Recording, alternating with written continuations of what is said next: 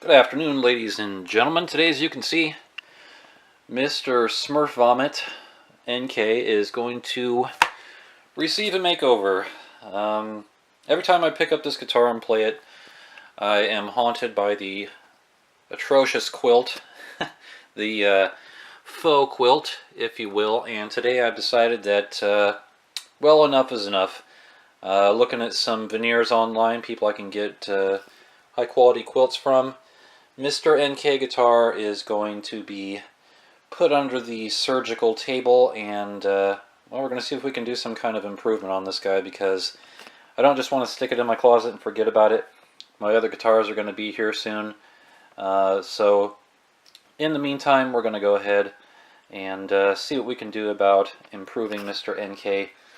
Even though I didn't want to put more time into it, I feel that I have no choice, and I don't really want to abandon this guitar. So with the help of Mr. Eric Johnson, also the help of Mr. Rigid, we are going to finish up what China did not promise. And you can see one thing about NK I really like, they have really good routing. You can see a lot of the routing lines here. Very nice. You can see up in the neck pocket. Not really a lot of sketchy cutting. Definitely they didn't slack on enough bolts in the neck. You can see right here we've got five in the neck. So let's just head out to the work area here. There are going to be a lot of edits in this video, so be warned that this is what we have to deal with. This over here is my work area. Oh, brother. I think I'm going to spend more time cleaning this thing up than I am going to put into the guitar. So, with the magic of YouTube, we shall return. Alright, so after disassembling the NK here, you know, I really can't find a whole lot to complain about when it comes to NK craftsmanship. I mean, it's actually pretty good. There's a lot of things in here that I would expect to be awful, but they're not. The ferrules, the routing for the ferrules is good. They've actually coated the cavity here with the electronics to keep out, well, that should have been coppered, but what is it keeps out interference? But at least they took the time to coat it with something to help out a little bit. I would expect that it would just be bare wood, but NK has actually gone the extra mile on a few of these. Pot screws aren't terribly bad. Just going to push these out here. This trim system, boy, it's got a lot of screws. That's going to be a lot of work there. Not really, just kidding.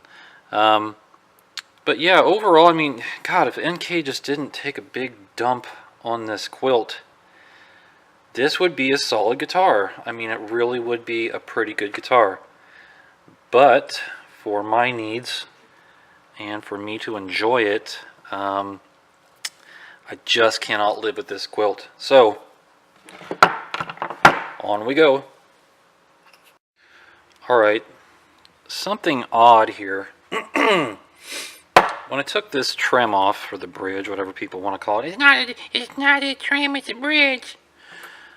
When I took these off here, these sit in here like this, each one of them lines up, 12 screws, definitely overkill on the screws. It's just a standard bridge, not even a floating bridge. I don't know why you need this many screws, 12.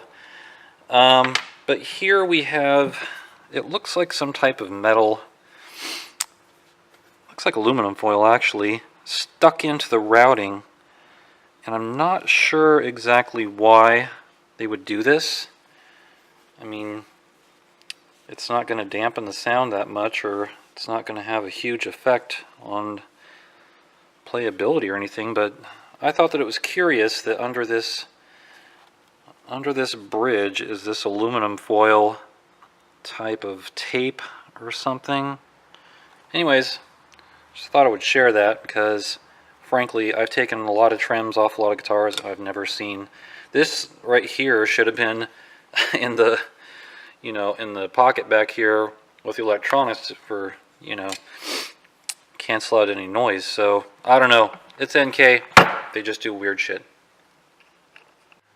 Oh boy. All right, we've come into a problem. Problem being, this is one of the reasons why I hate active pickups. You have such a fucking mess in here. Oh, steel wool stuck on the pickups. The problem is that this mess in here, trying to figure out, I mean, look at this shit. When you have active pickups, it adds another line in here. It's going to come out of the battery. You can see it running.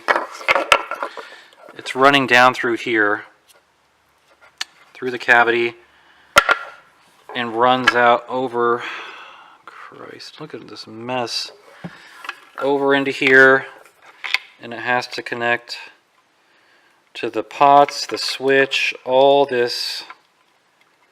And when you have passive pickups, you don't have half the wiring that you have crammed in here. And for me to go through here and try to unsolder everything, Jesus, there is no way. There's no way I'm going to do this. I'm not going to waste my time resoldering this shit. God damn, I don't even know what to do now. I'm just thinking about disconnecting the active pickups completely and maybe just getting passives. I have like an old Ibanez I might be able to take the pickups out of, but what I was going to do, I was just going to cut the line right here, take the pickup out, do my work, and then just splice it back in. Problem being, with the black here, the ground, it's not just a ground in here, there's like a remote line, because remember we have the switching, which switches between this pickup and then these two and then this one. So the switching, this also has to be connected to the switch. It's not just a volume.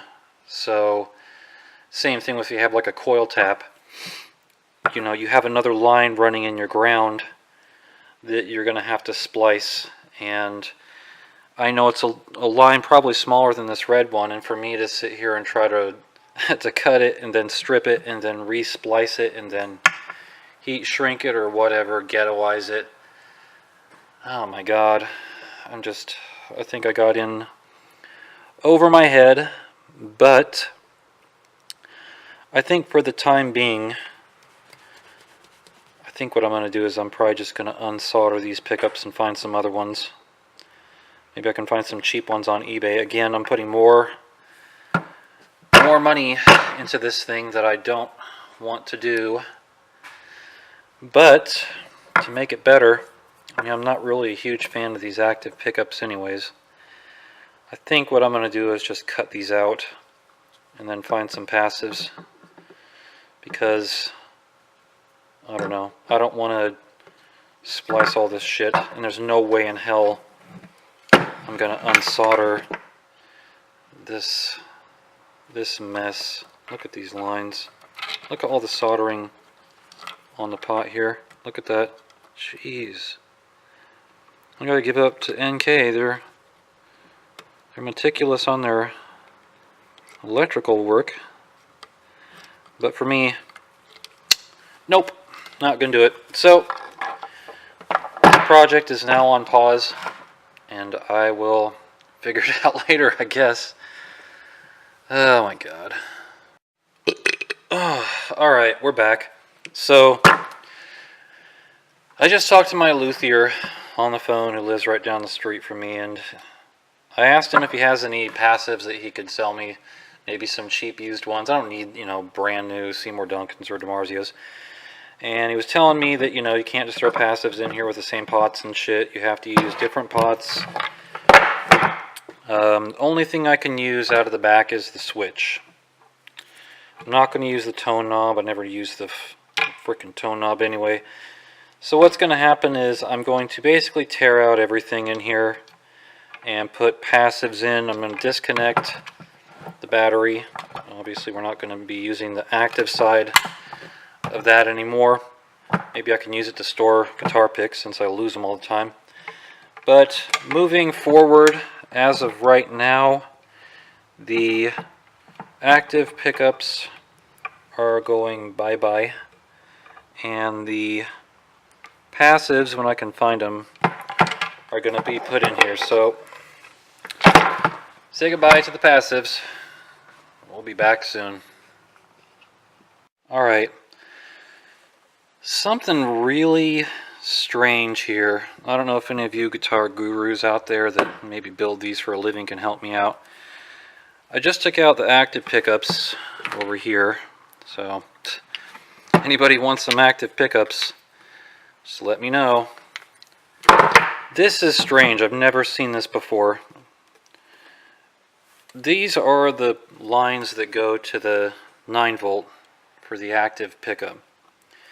This line here, red line, obviously some type of a power, looks like it's running under this bridge for, I have no idea. I can't find where it comes out. It's not part of the input jack.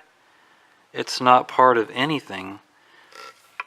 And I don't think I really doubt that it would have anything else to do with the active part of the pickups. There's something going on with this bridge. For some reason, there is a power line going to this bridge. I don't know if they have some kind of attenuator under there or something to keep out external noise. This is the weirdest thing I've ever seen. I'm definitely going to have to ask my luthier about this, but if anybody knows why a power line would be running underneath the bridge, then yeah, let me know, because I have no idea. Anyways, this is all for today. I'm going to upload the video. This is part 1. Part 2 will be when I get some passives. We're going to start sanding in a little while and see how it goes. Stick around.